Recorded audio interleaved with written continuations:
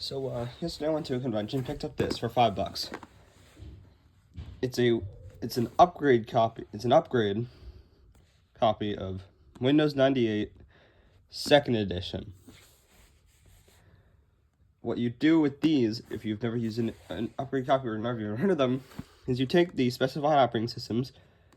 For here it's Windows 3.1x and Windows 95. You'd put this into the computer and you'd upgrade them. No downloading from the internet. None of that.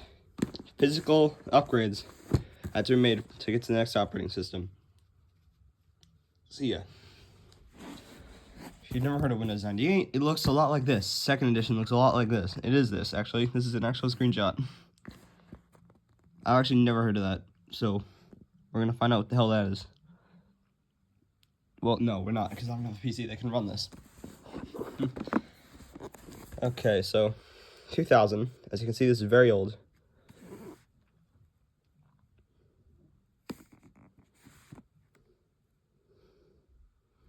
Now, there's a lot on the back of here, so I'm not going to be reading through it.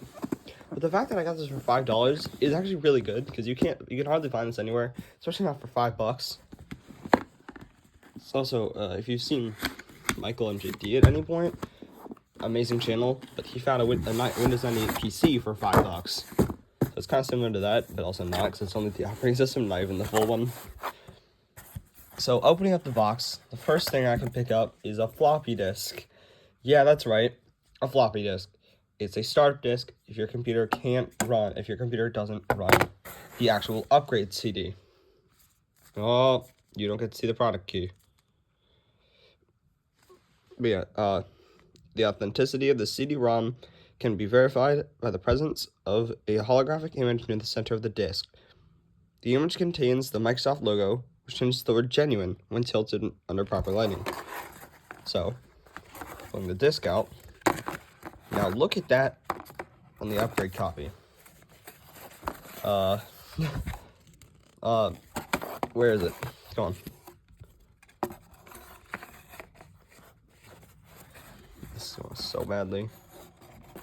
Especially because I only have one hand. Right here. Look at that Windows logo on the thing. So it has genuine on it, and it does change to Microsoft. It does switch back and forth. Yeah, look, see, there's genuine. So it is a genuine copy. It is an actual upgrade CD that could actually upgrade Windows to Windows 98. And then, under that all, you have the Getting Started manual for Windows 98. It includes things like using Explorer bars, connecting to the internet basics, email, what can I do? Send documents, web, what can I do? Read documents, listen to music, watch video. Yeah, it includes things like that we know today by default, because the internet was still new then. It still was not something everyone had, so a lot of people didn't know how to even connect through a modem. Exploring the internet was also something new that had to be explained. Backing up your files using troubleshooters. Shutting down your computer even. People were just that new to computers back then that you'd have to include all this, because the internet was less developed back then. You couldn't just go and look things up as if it was today. Now, comparing all of this to, that also is a lot more, but comparing all of this to what it took for me to fully install that upgrade to Windows 11, this is the box for 11. It's smaller, it's less wide than the upgrade CD, but it's smaller than even the Getting Started manual. It's thicker though, because it's a whole box. It's also different with how much is inside here with this small box. So opening my Windows 11 box just to compare it. Come on. Oh. Here is basically this part of the Getting Started manual. It's the Microsoft product guide. It's not even a Getting Started manual, because you can just look that up. Anyone can look that up. Here it talks about like warnings and stuff. Not even. Oh shoot. Okay, so let's put that back. USB fill out. Okay, so here's the installing the system. Here's what that had to install the system. Or just all floppy disks, which should be a lot more floppy disks. And then here's getting started. This is getting started. Gotta clean install. And this is Windows 11. Compare that to Windows 98. Here's 11, all smooth and as we know it. There's 98. Pixelated, rocky. Looks like it's definitely from 1998. Internet Explorer. Internet Explorer is the main browser on that. Network neighborhood, I forgot, I don't even know what that is. And you have to connect to the phone. That thing uses dial-up internet. So if you don't have dial-up in your house and you want to have Windows 98, enjoy trying to surf the web, as they'd say back then. Well, surf the web is what they'd say back then. Enjoy trying to browse the internet, install anything. You basically only have what's included with the system. So yeah, a few examples of what this does. Internet Explorer built it in, save time, store more existing data, stuff like that. Devices, USB was actually new to Windows 98, I'm pretty sure. That shows just how new USBs are. They're not as old technology, they haven't always been around. So for all you that don't know anything about retro computers, this is probably confusing you so much. Especially this thing right here. If I hadn't told you what it is, you wouldn't know. You'd just think, why do you have a physical version of the save icon? Well, save icon is a floppy disk because you used to save to a floppy disk. And so it just visually showed what it would do. I'm going to show you just how in-depth the start menu got. And show you just how many things we look up on the internet or take for granted as knowledge that they didn't have there.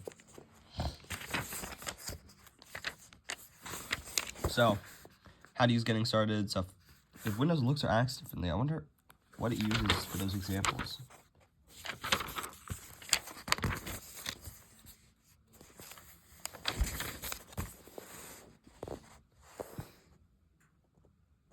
Oh, yeah, okay, yeah. Alright. Okay, that's just basic knowledge. Again, that was basic knowledge, it's just like, it might run differently. So just don't, so yeah. Windows 98 at a glance, where to find information, resources included, yeah. Okay, basic stuff. It just always says if you're new to Windows, if you've used Windows before, what's new since 95.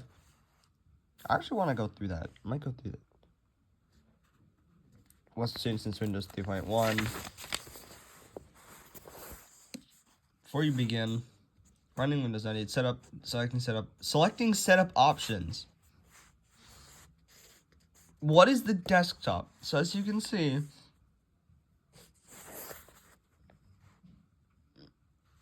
there is so much that we normally know today without even having to look it up, or we'd look up if we didn't know it today. That was all included in this book here, that has over 100 pages, because people can just simply look everything up, and a lot of people didn't know much about computers. Yeah. So anyway, I'm gonna rebox this, and then, I guess that's the end of the video, because I don't know much else to show. I'm gonna keep that getting started out. That's all the show for now until I get a computer when I can install it. When I can, I'm making a video on that. I hope you enjoyed this little mock experience. I hope you learned something, and I hope you'll watch some of my other videos. See y'all in the next one. Good.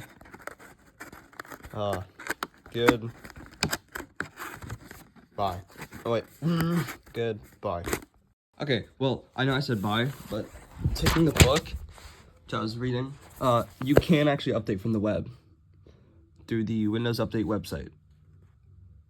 But a lot of people didn't choose to do that because, you know, you could accidentally run into a wrong website if you didn't read this, and just completely screw over your system.